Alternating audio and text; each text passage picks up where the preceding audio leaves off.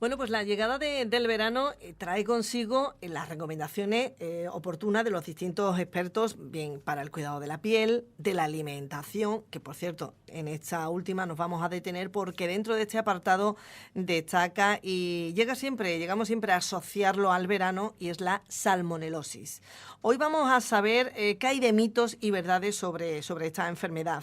Y la encargada esta semana de hablarnos acerca de ello es María José Gómez, periodista experta en consumo. María José, ¿qué tal? Muy buenos días. Hola, buenos días. Muy buenos días, bienvenida como siempre a la radio y a este espacio de consumo. Y como bien decíamos, María José, sobre este tema hemos oído hablar, por supuesto, de la salmonelosis, la asociamos a ciertos alimentos. Parece ser que también circulan muchos rumores y mitos que podrían poner en riesgo nuestra salud. Por tanto, es importante, ¿no?, conocer más sobre esta enfermedad. Sí, efectivamente, porque hay muchos mitos, como por ejemplo que está solo en los huevos, o que es un problema que se da solo en verano, ¿vale? O que se puede ver si un alimento tiene salmonelosis o no por su aspecto. Y vamos a ver ahora, si quieres, a lo largo de nuestro encuentro, pues como algunas de estas cosas no son verdad o no son del todo ciertas, ¿no? Bien, bueno, pues ante todo es la pregunta, ¿por qué llegamos a asociar la salmonelosis a los huevos? Bueno, pues mira, la principal causa es que la salmonelosis es una bacteria, está provocada por una bacteria que se llama salmonela, ¿no? Y esta está presente en el intestino de las personas y de los animales, aunque estén sanos, ¿eh? Y es el principal foco de contaminación de los alimentos y del agua son las heces. Es decir, esta bacteria, la salmonela, está presente en nuestro intestino y en el de los animales y llega a los alimentos y al agua a través de las heces, ¿vale?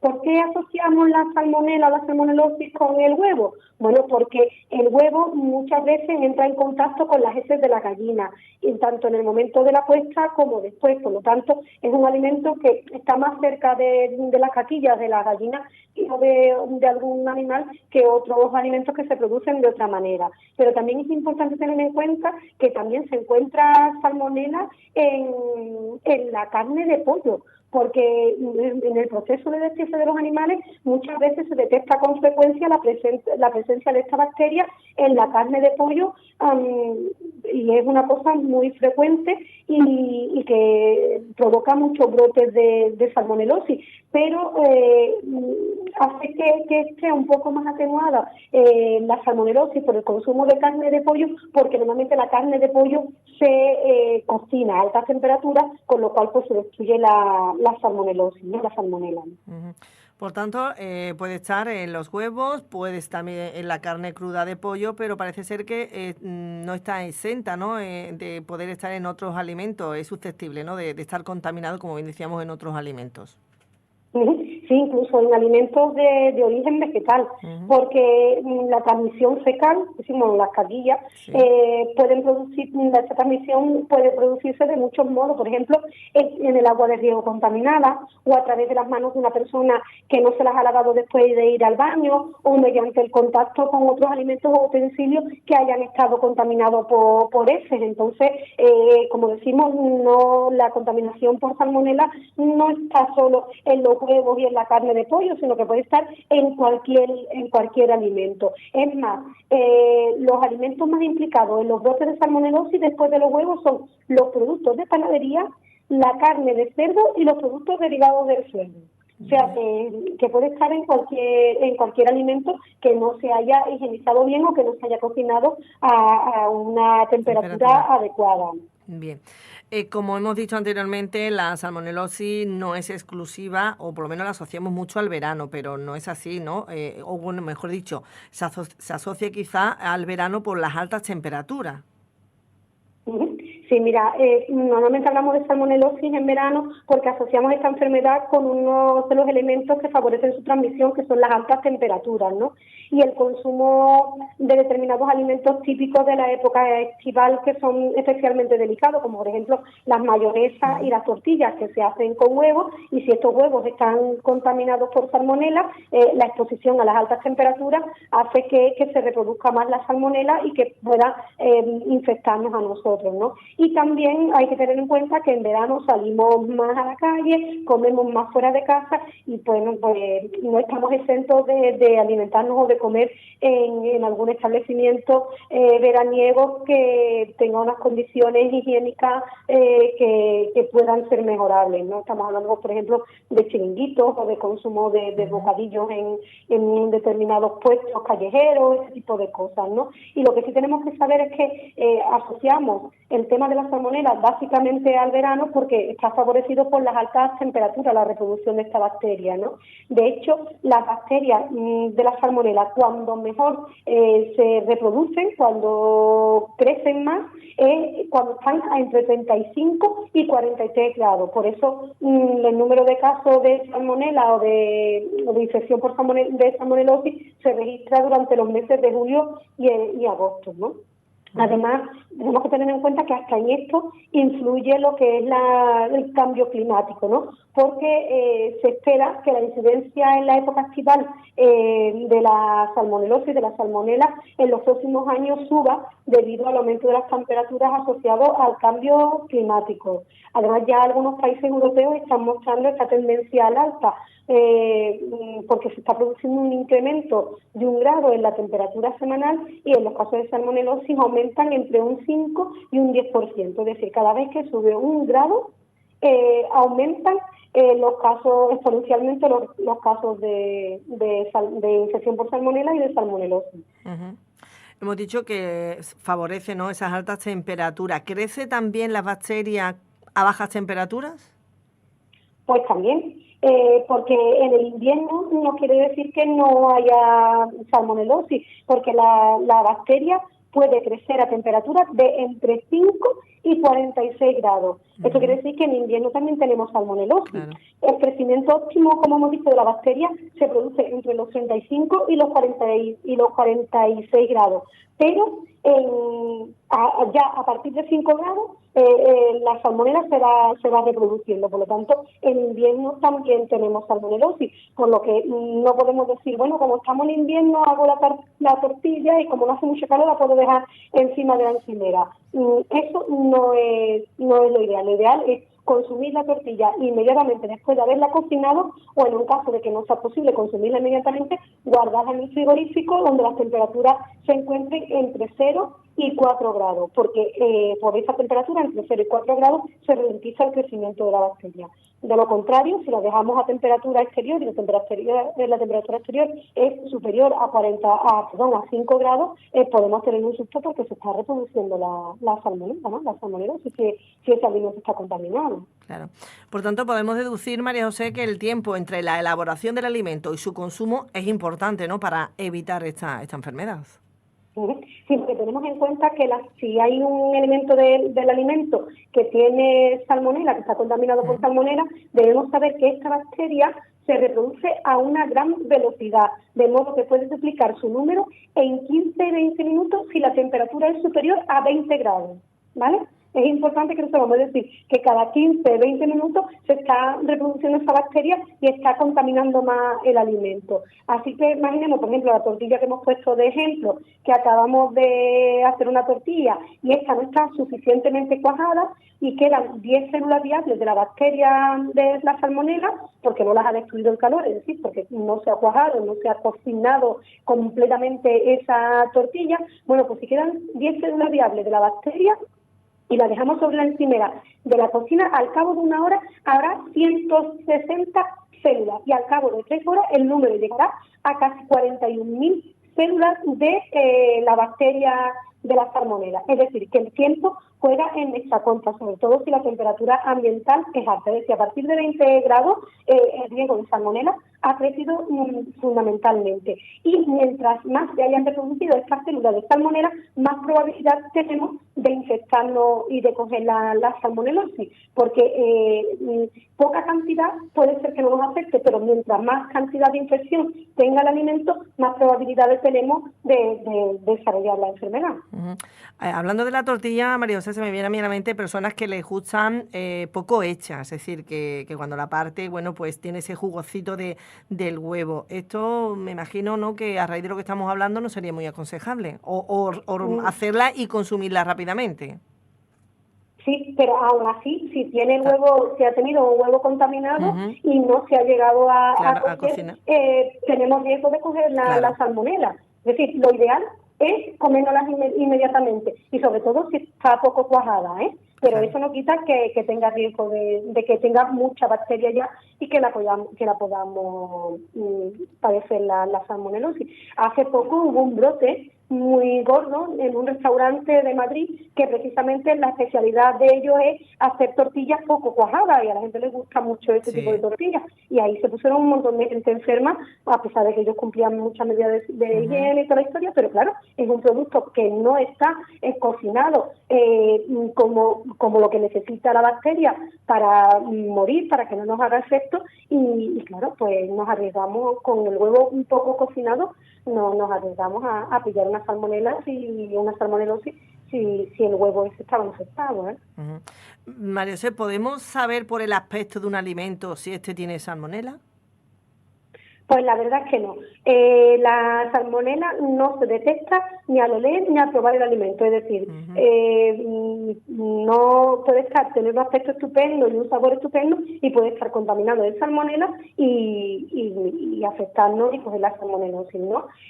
Porque es que se trata de una bacteria que no provoca alteraciones perceptibles en las características de los alimentos. Es decir, una tortilla puede estar contaminada con salmonela y, como he dicho, presentar unas características de aspecto, olor y sabor completamente normales. Y esto mismo también ocurre con otra bacteria que ya conocimos desgraciadamente otro verano, que era la de la listeria, ¿no? Que tampoco altera el alimento, por eso, aunque tenga buen aspecto, no huela mal, la tortilla o lo que estamos ingiriendo, la carne que estamos ingiriendo, podemos enfermarnos. Bien. ¿Es la salmonelosis la enfermedad de transmisión alimentaria más frecuente?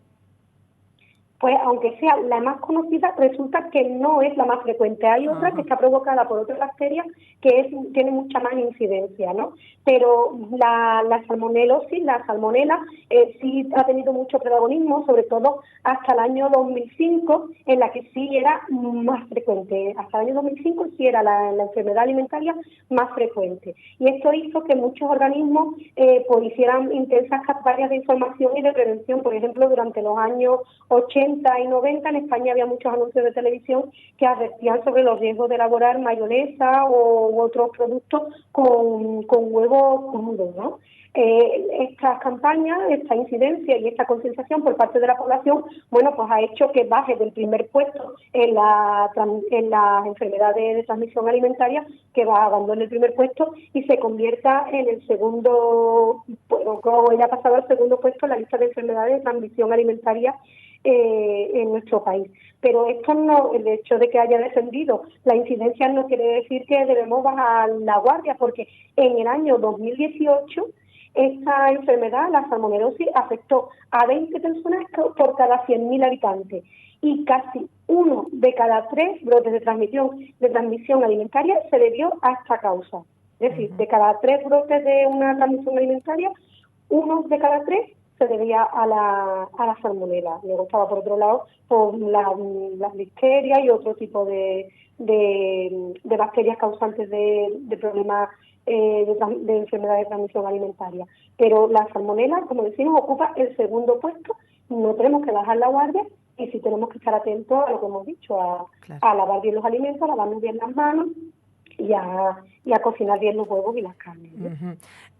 Según tenemos entendido, la salmonelosis, o uno de los síntomas de la misma, es la diarrea, pero ¿qué otros síntomas puede manifestarse? Bueno, pues además de la diarrea, que es la primera que se nota así, ¿no? El signo, ¿no? Uy, ya pilla la salmonela, ¿no? Además de la diarrea, hay otros como, por ejemplo, el dolor abdominal, fiebre y náusea. Estos síntomas se suelen presentar entre las 12 y las 72 horas después de ingerir el alimento contaminado y suelen durar entre 4 y 7 días, ¿vale?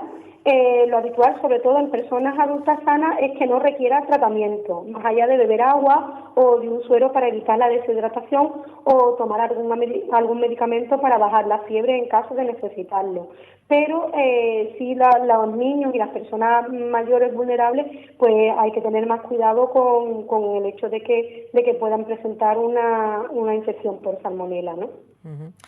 Más allá de estos síntomas, digamos, normales, habituales de la salmonelosis, ¿la enfermedad puede llegar a complicarse? Ujú. Sí, como hemos dicho, las personas vulnerables y los niños y las personas mayores o las personas con enfermedades deben tener mucho cuidado porque esta enfermedad puede complicarse.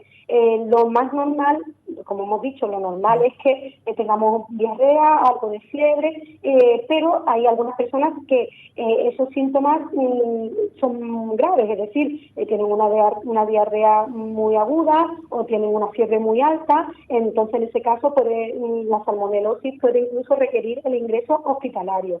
Y también puede haber otras complicaciones, como hemos dicho, en personas más vulnerables, como los ancianos, personas inmunodeprimidas o niños pequeños.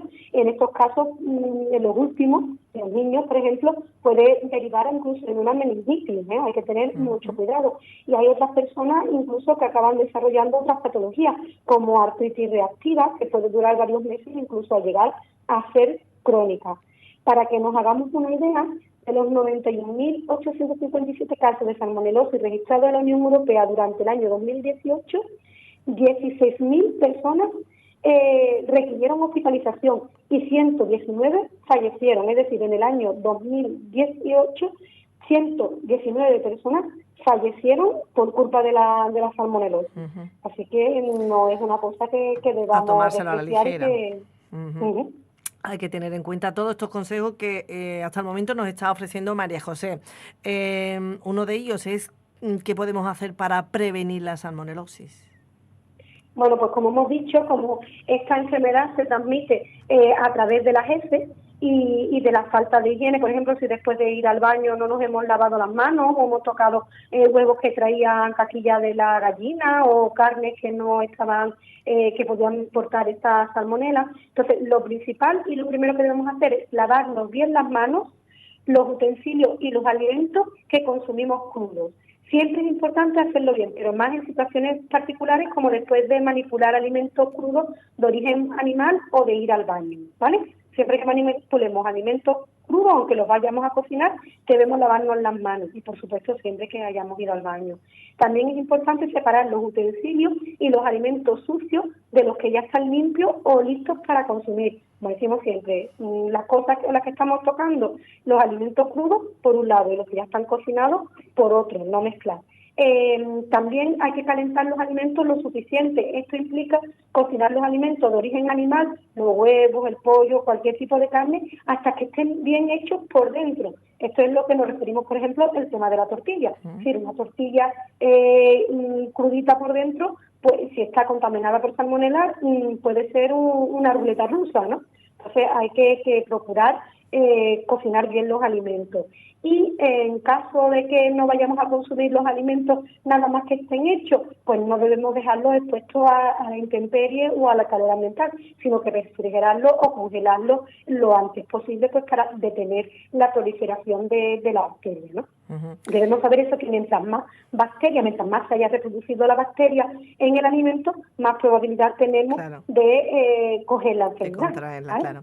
Esto, digamos, consejos de lo que podemos hacer para prevenir la salmonelosis. Pongámonos en el peor de los casos. Si la hemos contraído, ¿qué hacemos? Bueno, muchas veces es difícil distinguir entre la salmonelosis y una gastroenteritis, por ejemplo, que son también muy frecuentes en verano, ¿no? Y que presentan síntomas comunes como la diarrea o el dolor abdominal, ¿no? Lo que sí nos da la clave de que podemos estar ante una salmonelosis frente, por ejemplo, a una gastroenteritis es la fiebre y las caquillas, las heces con mucosidad o verdosa. Eso puede darnos una pista de que estamos frente a una salmonelosis en vez de una gastroenteritis, es decir, la fiebre puede ser lo determinante, ¿no?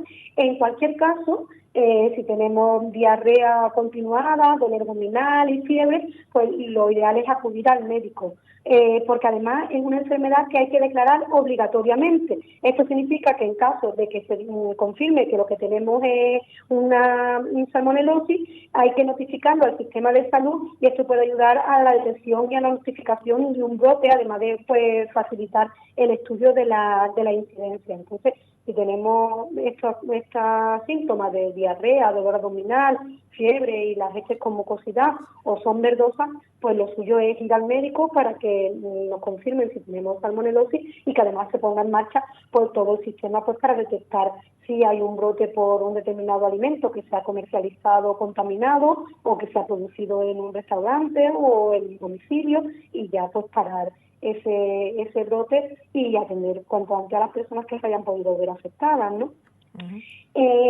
Siempre el profesional sanitario, es decir, el médico nos indicará lo que debemos hacer en nuestro caso concreto, pero en general lo que nos van a decir es que nos hidratemos bien con agua o con suero de farmacia y no recurrir a remedios caseros como los refrescos o las bebidas deportivas, que pueden ser contraproducentes, ¿vale? Porque ya lo hemos dicho muchas veces, las bebidas deportivas nos aportan sales, pero realmente lo que nosotros podemos estar es necesitando otro tipo de nutrientes a nuestro cuerpo, ¿vale? Entonces, como hemos dicho, no utilizar remedios caseros, no esta hierbita me viene a vivir, no me tomo una manzanillita, no me tomo un acuario, sino lo que hago es que voy al médico y que el médico me diga qué es lo que tengo que beber, si es agua, si es suero, y también es importante evitar los remedios o los medicamentos antidiarreicos, porque al cortar las deposiciones impiden que estemos liberando las bacterias a través de las heces, y esto puede agravar nuestra enfermedad, es decir, se nos quedan dentro de las bacterias y se reproducen dentro de nuestro propio organismo y hace que no las vayamos eliminando. Entonces, lo suyo es que vayamos al médico y que sea el médico el que detecte si tenemos realmente salmonelosis, se ponga en marcha el sistema sanitario y además pues nos digan qué es lo que debemos tomar para nuestro caso concreto. Que entonces, cuanto antes acudamos al médico, pues va a ir en favor de que nos vayamos sintiendo mejor, ¿no? Claro, pero antes de llegar a ese momento, mejor tener en cuenta todos los consejos que nos acaba de facilitar María José Gómez en esta mañana sobre mitos y verdades sobre la salmonelosis. María José, como siempre, un placer el contar contigo, con el tema en cuestión. Como bien creo que avanzábamos con Rocío la pasada semana, ya viene a ser todo temas relacionados con el verano. Sí, ya estamos en verano, claro, es innegable. Toca hablar de ello, de temas relacionados con el verano, y sin duda alguna, como bien decimos, asociamos la salmonelosis a ello, al verano, pero ya María José nos acaba de comentar, bueno, el motivo, el porqué. María José, mil gracias y os esperamos la próxima semana, que seguro con otro tema interesante. Por supuesto, muchísimas gracias. Gracias, hasta ahora. Hasta luego.